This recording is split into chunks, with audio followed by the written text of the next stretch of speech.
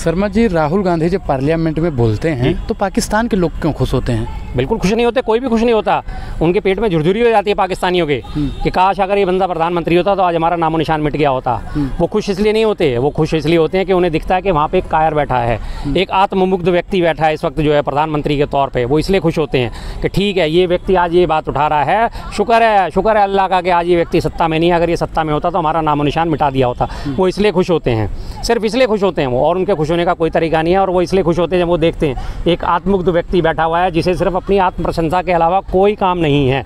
उसकी प्रशंसा कर दो, फिर वो बिरयानी खाने पाकिस्तान भी पहुंच जाएगा, फिर वो अपने सबको क्लीन चिट भी दे देगा। चीन से ना कोई आया है ना कोई घुसा है, उन्हें कोई मतलब नहीं। पाकिस्तानियों को, चीनियों को, जब सब ने इन्होंने उनकी नब्ज पकड़ ली है। सिर्फ तारीफ़ कर दो, तारीफ़ करने के बाद अपना मनचाहा काम करा लो। एक छोटा सा उदाहरण आपको देता हूँ। आपको याद होगा अमेरिका पे दौरा हुआ था, अमेरिका गए थे। उससे पहले अमेरिका के राष्ट्रपति ने बोला मोदी जी ये टफ नेगोशिएटर। वाह वाह वाह, अरे वाह भाई वाह वाह वाह, मोदी जी बहुत नेगोशिएटर हैं, बहुत तगड़े नेगोशिएटर हैं। ऐसा उछल उछल के नेगोशिएट हुआ कि $130 करोड़ के ड्रोन जो है अमेरिका ने हमें बेच दिए। $130 करोड़ के ड्रोन अमेरिका ने हमें बेच दिए। कितने शानदार नेगोशिएटर है ना। और आज देख लीजिए, ट्रंप ने 26 बार बोल चुका ट्रंप कि हाँ हमने सीज फायर कराया। मोदी जी आप सत्ता में आए थे, संसद सत्र बुलाया इसीलिए गया था कि आप स्थिति स्पष्ट कीजिए, क्या इसमें ट्रंप का कोई रोल है। लेकिन अभी भी उनके मुँह से ट्रंप का नाम नहीं निकला। कितना डरते हैं भाई, कितना डरते हैं। इसीलिए हम उन्हें जो फेकू चंद की उपाधि, गप्पू की उपाधि जो दी जाती है वो इसीलिए दी जाती है कि बात तो खूब है। सीधी सब मैं कहूँगा कि दुकान पकौड़ों की, संगत भगोड़ों की। सारे सवालों का जवाब उन्होंने दिया। आप लोग कहते थे कि राहुल गांधी का जवाब नहीं दे पाते, पूरे सवालों को तो जवाब दिया। 2-4 गिलास पानी पी लिया तो आप लोगों को दिक्कत है? पानी पिए, खूब पिए, इसी का कहते हैं पानी पिला पिला के मारना। समझ सकते हैं आप इस चीज़ को। पानी पीने की बात तो उनका पुराना इंटरव्यू याद आता है करण थापर के साथ, जब वो इंटरव्यू दे रहे थे। उनसे 2 कड़े सवाल पूछे गए थे और 2 कड़े सवाल पूछते ही उसके बाद उन्होंने पानी मंगा लिया था और पानी मंगाने के बाद इंटरव्यू छोड़ के चले गए थे। यहाँ तो संसद थी तो इंटरव्यू छोड़ के नहीं जा सकते थे, जाहिर सी बात है। तो क्या करें, डर सबको लगता है, गला सबका सूखता है। मोदी जी डर रहे थे, गला सूख रहा था, तो पानी पीने की ज़रूरत उन्हें महसूस हुई। आप खुल के बोलिए ना, आप बार बार इस बात को घुमा फिरा के बोल रहे हैं भाई। हाँ जी हाँ, तमाम देश हमारे साथ थे, तमाम देश हमारे साथ थे, तमाम। आप एक देश का वक्तव्य सामने रखिए देश के कि इस देश ने बोला कि हाँ आतंकवाद के खिलाफ हम भारत के साथ हैं। जिस भी देश का वक्तव्य आया वो ये आया कि हम आतंकवाद के खिलाफ हैं, हम आतंकवाद की लड़ाई में साथ हैं, आतंकवाद के खिलाफ लड़ाई में साथ है। किसी एक देश ने ये नहीं बोला कि हम भारत का साथ दे रहे हैं। तुर्की ने, अजरबैजान ने, चाइना ने खुल के साथ दिया कि हम पाकिस्तान के साथ खड़े हैं, हम पाकिस्तान को सपोर्ट कर रहे हैं। इस तरह का एक वक्तव्य किसी एक देश का दिखा दीजिए। आपके पड़ोसी देशों ने नहीं बोला, छोटे छोटे पड़ोसी, नेपाल, भूटान, बांग्लादेश है। इनके बांग्लादेश की तो खैर बात किया करिए। बांग्लादेश में तो आपने पूरी मौज ही ले रखी है।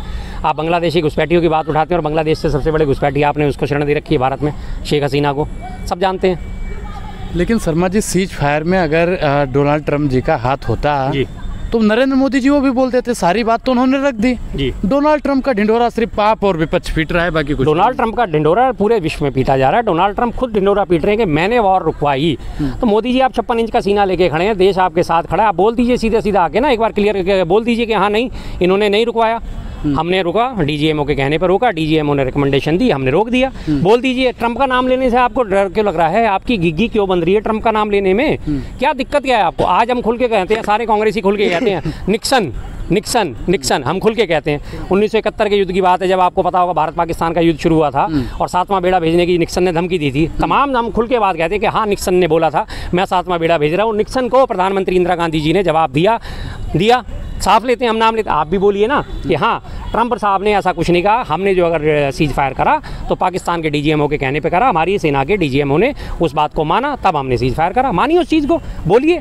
ट्रंप ने 26वीं बार बोल दिया। इधर आप सदन में खड़े होकर बयान दे रहे हैं, उधर से ट्रंप फिर से कह रहा है कि मैंने रुकवाया। तो फिर आप में हिम्मत नहीं है। लेकिन राजनाथ जी ने कहा कि ऑपरेशन सिंदूर अभी रुका नहीं है जी। जिस दिन पाकिस्तान कुछ करेगा उस दिन हम फिर उसे मारेंगे। घुस के हमारी मारने की आदत है। कभी कहते हैं हमने टेरिटरी क्रॉस नहीं करी, हमने बॉर्डर क्रॉस नहीं करी, कभी कहते हैं हमने घुस के मारा। कहना क्या चाहते हो साहब? यही राजनाथ सिंह है जो अभी चुनावों से पहले कहते थे पीओके हमारा है, हम उसे लेके रहेंगे। फिर वो कहते हैं पीओके लेना हमारा मकसद नहीं था। तो फिर आपका मकसद क्या है? अगर पीओके लेना आपका मकसद नहीं तो आप पूर्ववर्ती सरकारों पर उंगली किस हिसाब से उठा सकते हो? निशिकांत दुबे ने तो कह दिया कि पीओके तो हम लेके रहेंगे, हमारा है। बस वही है, ये बयानवीर हैं, बयानबाजी करवा सकते हैं, लोगों में जोश भर सकते हैं। हाँ हाँ हाँ हम ले लेंगे। और जब सदन आता है, सदन में बात आती है और जब वास्तविक कार्रवाई की बात आती है पीछे हट जाते हैं, रणछोड़दास हो जाते हैं। निशिकांत दुबे जी अब क्या करें? सरकार की उनकी जी जुरी करना उनकी मजबूरी है। निशिकांत दुबे जी को आपको पता होगा 100 करोड़ उनकी पत्नी ने जो है बैंकों से कर्ज लिया था, बैंकों से कर्ज नहीं चुका पाए, बैंक ने FIR दर्ज करा दी उनके खिलाफ, उनकी संपत्ति अटैच कर ली, उसी संपत्ति को उन्होंने वापस दोबारा से 7 करोड़ में फिर खरीद लिया, जिस संपत्ति के लिए लोन लिया था। अब वो तो इस मसले में फंसे पड़े हैं, तो वो क्या करें, उनको तो प्रधानमंत्री की जय जयकार करनी पड़ेगी, क्योंकि उन्हें बच के निकलना है तो प्रधानमंत्री के चरणों में जाना ही पड़ेगा। और रही बात निशिकांत दुबे साहब की, आप लाइए POK, जिस दिन आप POK ले आएंगे उस दिन हम पूर्ववर्ती सरकारों पर सवाल उठाना बंद कर देना। अगर आप नहीं ला सकते तो पूर्ववर्ती सरकारों पर सवाल उठाना बंद कर दीजिए कि आपने POK तब नहीं लिया, आपने POK तब नहीं लिया, नेहरू जी की वजह से POK चला गया, इंदिरा जी ने POK नहीं लिया। आप अगर ला सकते हो तब आप भगो कि हम ले आए, अब हम बोलो, तब हम कहेंगे हाँ जी आपने सही करा और पिछली सरकारें गलत थीं। लेकिन आपने देखा होगा उन्होंने कहा कि नेहरू इसका जिम्मेदार है, जो घटनाएं हो रही हैं चाहे POK की, पहलगाम की हो या पुलवामा की, तो जिम्मेदारी तो नेहरू की है ना, नेहरू की वजह से सब हो रहा है। बिल्कुल, मैं आपको अपने परिवार से एक उदाहरण देता हूँ। मेरे दादाजी ने जो है मोदी नगर हम जाते हैं, मेरठ जाते हैं, तो मोदी नगर में बीच में एक मंदिर पड़ता है, स्वामीनारायण मंदिर, मोदी मिल के ठीक सामने। वो पूरी ज़मीन हमारी थी, मेरे दादाजी की थी। मेरे दादाजी ने वहाँ के जो मोदी हैं, गुजरमल मोदी, उनको वो बेच दी, बहुत कम दामों में बेच दी। और उसके बाद अब आज हम अपने दादाजी को जिम्मेदार ठहराया, करोड़ों की ज़मीन हमारे दादा ने 500 रुपये में बेच दी, करोड़ों की जमाने वाले 500 रुपये। भाई मैं तो आवाज़ उठाने वाला तब हूँ जब मैं करोड़ों की ज़मीन को वापस खरीद के लाऊं कि देखो मेरे दादा ने बेची थी और आज मैंने उसे खरीद लिया है, तब मैं कहने का हकदार हूँ ना। नेहरू जी ने ऐसा करा, ठीक है आप नेहरू जी पे उंगली उठा रहे हो तो आप उसे सही करके दिखाओ ना। फिर अगर हम आपसे कोई सवाल पूछते हैं तो आप उसका आंसर नहीं दे सकते, तो मुझे तो उसका आंसर देना पड़ेगा ना, तभी तो मैं सही कहलाऊँगा। आपको मैं आंसर दे ही नहीं रहा, आप भी नहीं दे पा रहे, मैं भी नहीं दे पा रहा, फिर तो हम एक ही थैली के चट्टे बट्टे हो गए। अगर नेहरू जी की गलती थी, नेहरू जी नहीं ले पाए या नेहरू जी ने POK दे दिया, आप उसे लेके आइए। आपके आज से पहले क्या सरकार नहीं आई? 11 साल से मोदी जी की सरकार चल रही है, कथित विश्वगुरु की सरकार चलती है, जिसकी एक हुंकार पे कहा जाता है कि एक हुंकार पे पूरा विश्व जो है दबाव में आ जाता है। तो फिर आप दबाव क्यों नहीं डाल पा रहे? इससे पहले 6 साल अटल बिहारी जी की भी सरकार थी, तब आपको POK क्यों नहीं याद आया? इससे पहले 2.5 साल मोरारजी देसाई जी की भी सरकार थी, तब आपको POK याद क्यों नहीं आया? क्यों? आप ला नहीं सकते थे। और मोरारजी देसाई जी की अगर बात करी जाए तो मोरारजी देसाई के तो आपने सबने देखा है कि किस तरह से उन्होंने रॉ एजेंट की जो है मुखबरी करी थी और हमारे कितने सारे रॉ एजेंट मरवाए थे, जिसके एवज में 1990 में पाकिस्तान ने उनको निशाने पाक से सम्मान दिया। शर्मा जी आप इतना इतिहास की बात कर रहे हैं, लेकिन इतिहास के असली जो स्टूडेंट हैं वो तो अमित शाह जी हैं। बिल्कुल जी, अमित शाह जी हैं। 15 दिसंबर 1950 को हमारे पटेल साहब की मृत्यु हो गई थी और वो कहते हैं कि 1960 में पटेल जी भागे भागे आकाशवाणी जा रहे थे और आकाशवाणी के दरवाजे बंद कर दिए थे। ऐसे इतिहास के स्टूडेंट हैं। इतिहास में सबसे ज़्यादा जरूरी जानकारी यही होती है कि आपको काल, खंड और तिथियों का ध्यान रखना पड़ता है। 15 दिसंबर 1950 को उनकी मृत्यु हो चुकी है और वो 1960 का हवाला दे रहे हैं। कैसे इतिहास के स्टूडेंट है आप? ऐसा ही बरगलाता हुआ इतिहास पढ़ाओगे लोगों को? हो सकता है मीडिया गलत सलत दिखा रही हो। सबने लाइव देखा है सर, सबने लाइव सुना, अपने कानों से सुना है। मीडिया अगर ये कहीं अकेले जैसे आप और हम खड़े हुए बातें कर रहे हैं और एडिटेड बयान होता तो हमें समझ में भी आ जाता कि हाँ जी गलत कह दिया होगा, मीडिया ने तोड़ मोड़ के दिखाना शुरू किया। लाइव टेलीकास्ट चल रहा था संसद टीवी का, सबने सुना है। जब उन्हें इतना तक तो पता नहीं कि 50 और 60 में पूरे 10 साल का, 1 दशक का फर्क आ जाता है और वो कहते हैं कि हाँ जी हम इतिहास के स्टूडेंट हैं। कोई फर्जी डिग्रीधारी, जैसे गुरु वैसे चेला।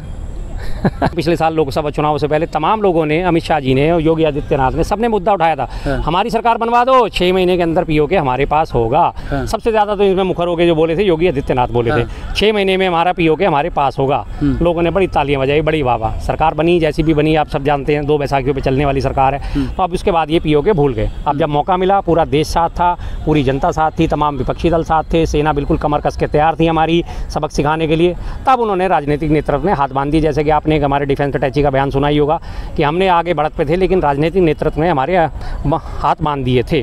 खुल के जब सामने आ गई, बेइज्जती हो गई, तो फटाफट उनके बयानों को दबाना शुरू कर दिया। दरअसल इनको बात यही है कि इन्हें मुद्दे गरमा के रखने होते हैं कि बस मुद्दा गरमाता रहे, हमें वोट मिलते रहे। असल में इन्हें करना कुछ नहीं। राजनाथ सिंह जी ये हमारे साफ साफ क्या कहते हैं, क्या बयान दिया उन्होंने? इससे पहले कहते थे POK हम लेके रहेंगे, फिर उसके बाद कहना शुरू कर दिया POK के लोग अपने आप हमारे पास आएंगे, हम जोर नहीं डालेंगे।